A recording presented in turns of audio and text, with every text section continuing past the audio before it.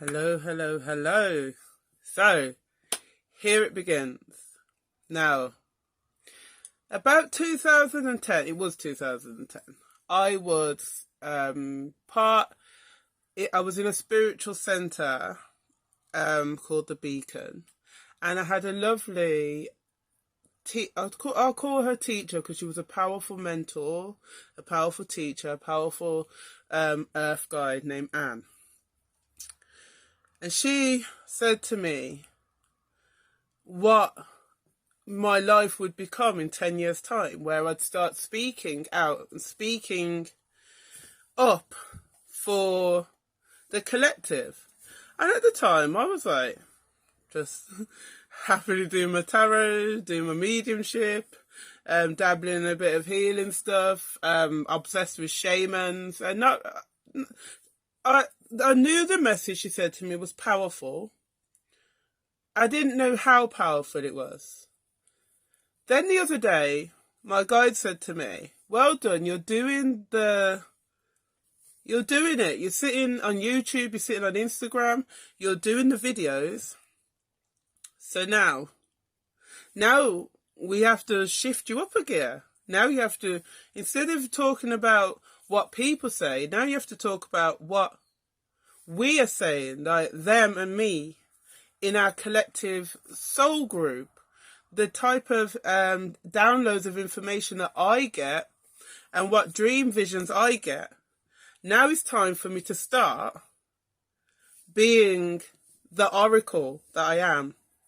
Now, the oracle comes from, it was a bit tongue-in-cheek. I watched The Matrix. I watched The Matrix and I saw the oracle.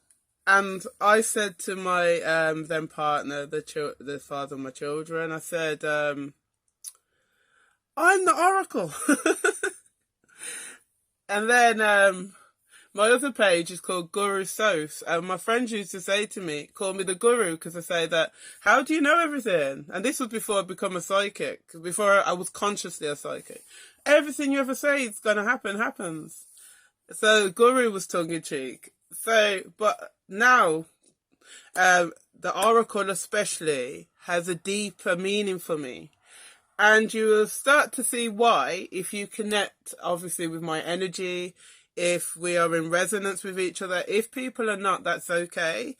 And obviously, everyone's free to switch off my videos anytime they want. But this is where I start moving away from, I still would do my generic content, which is the generic whatever guidance for the collective, but this series is going to be about what do the guides say? What are the guides saying? I am very blessed to have a beautiful team of guides. I've always had beautiful guides, but the guides that I have right now, which aren't the same guides that I had years ago, unless they're expressing themselves as different names, which can happen, because sometimes guides will express themselves in a way that will be acceptable to you. Like a lot of people have guides expressed as indigenous, like American, I don't want to say the wrong words, it's changed since I was little. So like indigenous, like the Indians, like the chiefs and stuff. I hope that's the right word to say, because I know there's indigenous people of all different races. So anyway, I'm getting away from that. I don't want to work with that bit. So, here we are. The dream. So, my guides tried to speak to me through the night. They do this. I have what I call waking sleep now. So, I'm asleep, but I'm not really. They're talking to me. So, what they said was, I keep looking at sacred geometry a lot at the moment. I'm drawing it, I'm watching stuff about it. I've done the sacred geometry template ceremonies. They're awesome. Look on my website for a link to that by Julia and Jiva Carter in Glastonbury. I've been inside the shapes of Clives from thinktank.zone. So it's become, and my guides have told me for a year, you've got to look at sacred geometry, you've got to look at numbers, look at colours, look at the vibration of music. Very much wanted me to do this. I didn't understand why, but it's all making sense now. So I had a dream. I was talking about a dream I had months ago first. I'm going to jump back. I had a dream months ago that all of us in the collective were inside the number 8. And we're going around in this number 8. Every time we got to the point we're supposed to jump out that infinity 8 to get to 9, which is completion. 9 is the largest single number. So in numerology, often once it goes after the 9, the numbers add together and go down, so it reduces again. So 9 is the biggest number. So it's like completion of a cycle. So the collective was supposed to make a jump, but we'd get there and not everyone would want to jump, and we'd have to keep learning, but everybody has to be ready at the same time. And it felt like 2020 was to get us ready for the jump. So do your work on yourself, do all that healing and all that gritty stuff to get ready so we could see the patterns now, so we're clear to make the jump. So my dream last night, my guys were giving me a download, and the download was, you as a collective need to start noticing the patterns, because it's like the number 8 as an exit, like a motorway, and if you don't exit the right one, you've got to go all the way around again to get back to that exit. So we have to notice the patterns that come on the road before that point where we have to exit. And the only way we're going to do that is if we align ourselves and notice. We have to be mindful. So we have to not be at this point residing in the past or in the possible futures, because they change all the time. The timelines shift, change, adjust. So all that we know right now is right now. So we've got to remember at the point we feel a time that the collective can move together, what's happening?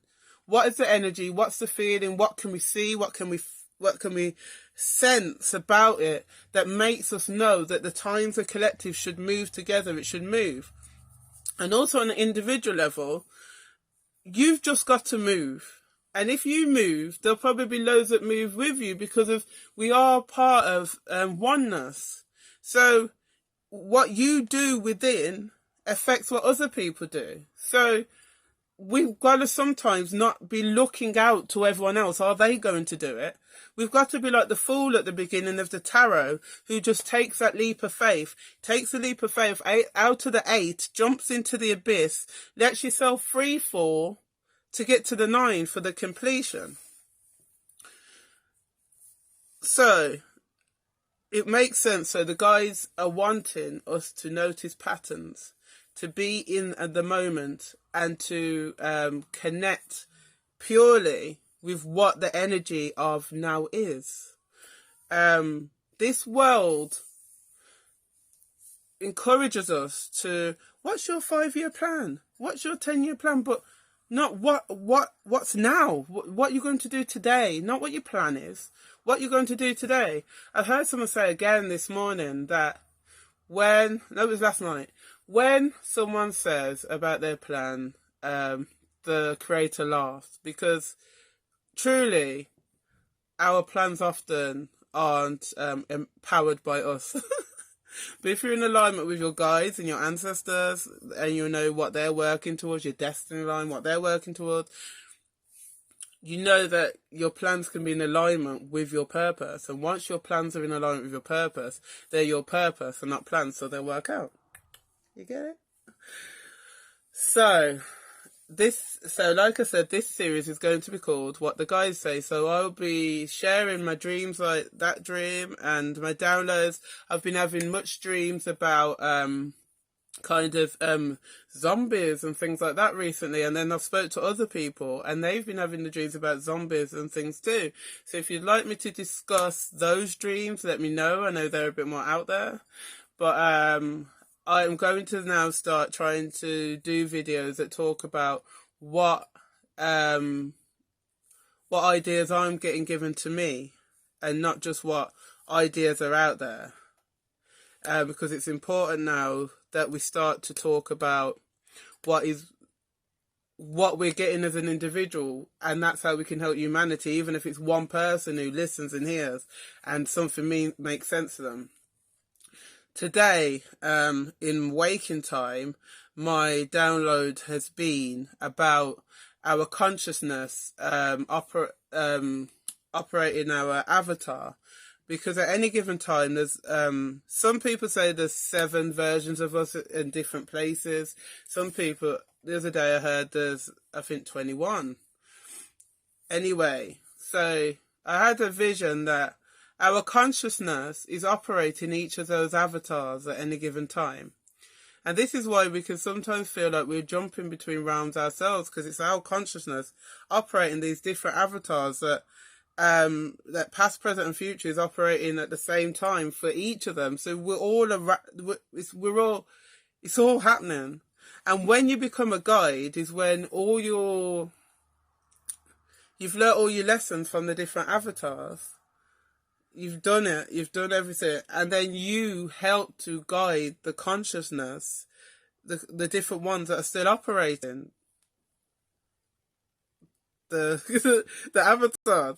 This is a hard one to explain because I've only had this one about half an hour ago. But I'm giving it now. So basically, we are us because the essence of that consciousness is in each of the avatars it's operating, of course, it fills it. However, the consciousness, the higher self, is the true us. We're almost like the lower self, and the highest, obviously it makes sense, higher self, lower self.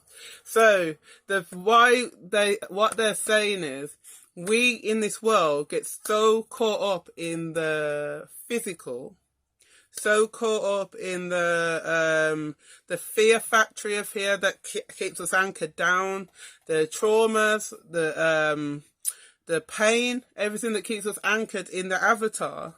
But once we are able to connect with our higher self, we're full of possibilities. Because that higher self is operating so many avatars and versions of us at any one time, we can tap into the potentiality, the possibility of any of them versions. And then we've got the versions of ourselves that have existed in this lifetime. Because remember, I've done a daily inspiration about it last week on my Instagram. In this lifetime, anyone who's ever known you knows a version of you, and we shift and change all the time. But there could have been a time where you were very successful, but something didn't go right, and you've cut that side of your life away, and you've disregarded it. I did it with doing readings years ago because my life seemed to mess up. I cut everything away.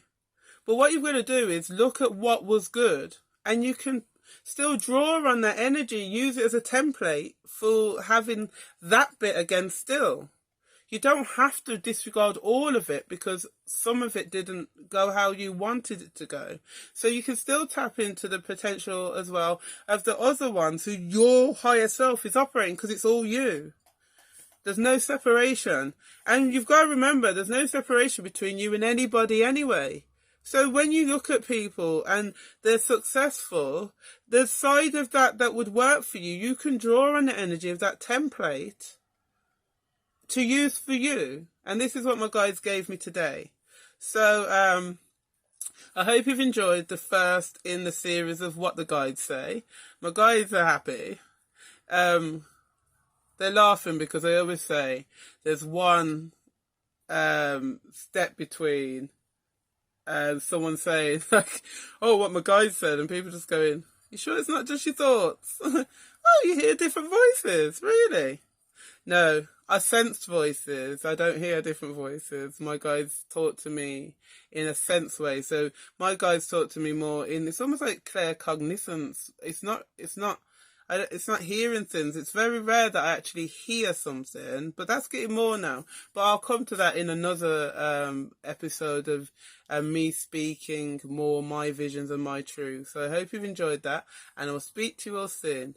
Namaste.